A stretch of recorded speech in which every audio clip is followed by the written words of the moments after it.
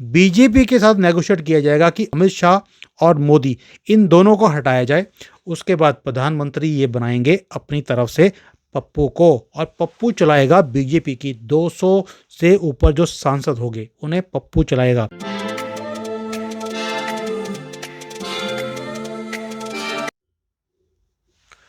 नमस्कार दोस्तों, welcome back. आप देख रहे हैं कॉफी विद सुमी जैन। दोस्तों, खेल हो गया पप्पू के साथ। पप्पू का जो सपना था प्रधानमंत्री बनने का, वो ममता बनर्जी ने और सारे गठबंधन वालों ने खराब कर दिया। अब आप सोच रहे होंगे शायद मैं मल्लिकार्जुन वाली बात कर रहा हूँ। ऐसा नहीं है, वो बहुत पुरानी खबर हो गई है। ये एक एनालिसिस है इंडी अलायंस की, जो मैं आपके सामने रखने वाला हूँ। हुआ क्या है, सबसे पहली बात करते हैं ममता बनर्जी ने। उसने क्या किया, बंगाल के अंदर 2 से ज़्यादा सीटें देने से ममता ने इनकार कर दिया। यहाँ पर दूसरा आदमी है टोंटी चोर अखिलेश। उसने भी कह चुका है कि रायबरेली और अमेठी ये 2 सीटें आप अपने पास रख लीजिए कांग्रेसियों, और मैं कोई भी आपको सीट नहीं देना चाहता हूँ। केजरीवाल से बात करी गई, उसने भी बोल दिया। क्या बोल दिया, एक कदम ऊपर चढ़कर बोला है कि दिल्ली और पंजाब में वह एक भी सीट कांग्रेस के साथ तालमेल में नहीं लड़ेगा। दोनों राज्यों में 20 सीटें हैं और वो सभी की सभी जो है आम आदमी पार्टी अकेले ही लड़ने वाली है इंडिया अलायंस की तरफ से। अब ये तो हो गया कांग्रेस की दुर्गति जो सभी ने दिखा दी। केजरीवाल ने कहा कि कांग्रेस के साथ वो सिर्फ राजस्थान, गुजरात और मध्य प्रदेश में सीट की तालमेल करने को तैयार है, क्योंकि वहां पर इसका कोई वर्चस्व है नहीं। उद्धव ठाकरे कैसे पीछे रह सकते थे। उन्होंने भी साफ कह दिया कि भाई पिछली बार भाजपा के साथ तालमेल में शिवसेना ने 23 सीटों पर चुनाव लड़ा था। इस बार कांग्रेस और एनसीपी के साथ उन्हें 23 सीटें हर हालत में चाहिए, इससे कम वो लड़ाई नहीं लड़ेंगे। और उद्धव के इतना कहते ही कांग्रेस तो छोड़िए, शरद पवार भी ऐसे लग रहा था गर्म तवे के ऊपर बैठ गए हैं। एनसीपी के जो हेड हैं सुप्रीमो, उन्होंने तो ये भी कह दिया कि उद्धव ठाकरे शायद अपने होश गवा चुके हैं। हमें भी ऐसा लगता है, कोई बात नहीं। अब आप देख लीजिए कि ये जो डॉट इंडिया वाले हैं, इनमें सभी के अंदर सीटों के बंटवारे के ऊपर जो बैठक हुई है उसमें कोई भी फैसला नहीं आया। और 2 दिनों में बीजेपी ने दिल्ली में ऑलरेडी बैठक बना ली है और 542 सीटों पर किस किस के साथ, किस गठबंधन में किस के साथ क्या करना है, फैसला भी ले लिया। और ऐसी बैठकें पहले भी कई बार हो चुकी हैं बीजेपी के अंदर। और बीजेपी के अंदर एक ऐसा संगठन है जो पहले ही काम में जुट जाता है इलेक्शन से बहुत पहले। देखिए दोस्तों, इंडिया जो गठबंधन है इसका बनना तो अच्छी बात है, मैं भी समझता हूँ। शायद इसी से धीरे धीरे हमारे भारत में भी 2 पार्टी सिस्टम हो सकता है कि यहाँ पर डेवलप हो जाए। ऐसा नहीं है कि पहले कभी भी कोशिश नहीं हुई। देखिए, जब इमरजेंसी लगी थी उसके बाद 77 में भी एक 2 पार्टी सिस्टम बन गया था। सारे दल एकजुट हो गए थे कांग्रेस को हराने के लिए और जनता पार्टी बना ली थी। जनता पार्टी भी कई विचारधाराओं के साथ ऐसे ही एक कुनबा था जैसा आज इंडी अलायंस का है। जनता पार्टी जीती भी, लेकिन 2.5 साल में ही ये कुनबा बिखर गया ताश के पत्ते की तरह, और कांग्रेस सत्ता में फिर आ गई। और लोगों के दिमाग में आ गया कि शायद कांग्रेस से बढ़िया बेटर ऑल्टरनेट हमारे पास है ही नहीं। अब ऐसा ही कुनबा बीजेपी के खिलाफ भी बन रहा है। फर्क देख लीजिए, इस इंडी रूपी कुनबे का सबसे बड़ा घटक है कांग्रेस, जो सारे के सारे जो बाकी के क्षेत्रीय दल हैं उनके सामने कमज़ोर दिखता है। सामने उनके कौन है, भाजपा जैसा विश्व का सबसे बड़ा कैडर, जो उसको बोलते हैं कैडर बेस संगठन है, जो उनके सामने खड़ा है। और भाजपा की 2 बार से लगातार सरकार भी बनी हुई है। उसके पास एक ऐसा विश्वसनीय नेता है जो देश में ही नहीं दुनिया में लोकप्रिय है, और जनता जो है भारत की उसे आंख बंद करके उसकी दीवानी है। और दूसरी तरफ कौन है, कांग्रेस के साथ इंडी गठबंधन में ये सारी पार्टियां जिनका जन्म ही हुआ था कांग्रेस के साथ संघर्ष करते हुए, नफरत में। तो कांग्रेस के खिलाफ बने ये सारे रीजनल पार्टीज इंडी गठबंधन में है तो हैं, लेकिन अंदर से, दिल से कांग्रेस के विरोधी हैं, नफरत करते हैं।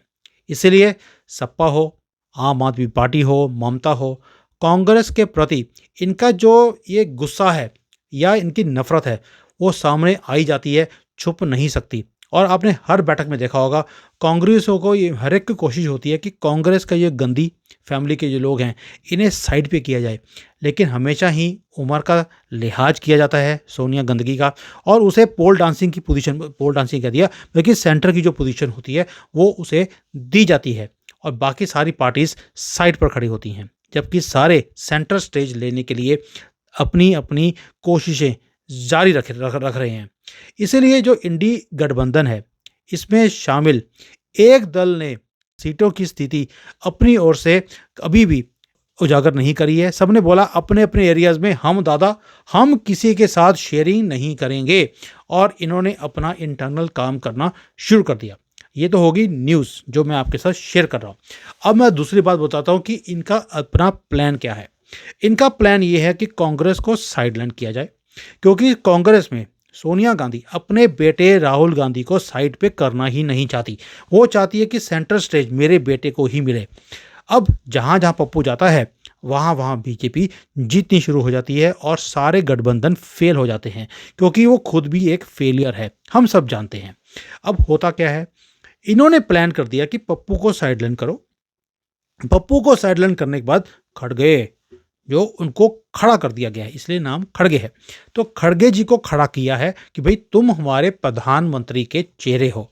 आप सोच सकते हो, खड़गे जैसा एक नॉन सीरियस आदमी, घटिया आदमी, जो कि हमेशा ही भारत के खिलाफ खड़ा रहा है, वो हमारा प्रधानमंत्री बनने के सपने देख रहा है। ये हो गया बात इनके प्लान की। अब दूसरा प्लान क्या है? दूसरा प्लान है, राहुल को साइडलाइन करने के बाद सभी को टारगेट दे दिया कि सबने 10 सीटें कम से कम लेकर आनी है। 28 चोर हैं, अगर 10-10 सीटें सभी भी ले आएं तो 280 का नंबर हम पार कर लेंगे और बीजेपी को हराने में हम एक गठबंधन खड़ा कर सकते हैं।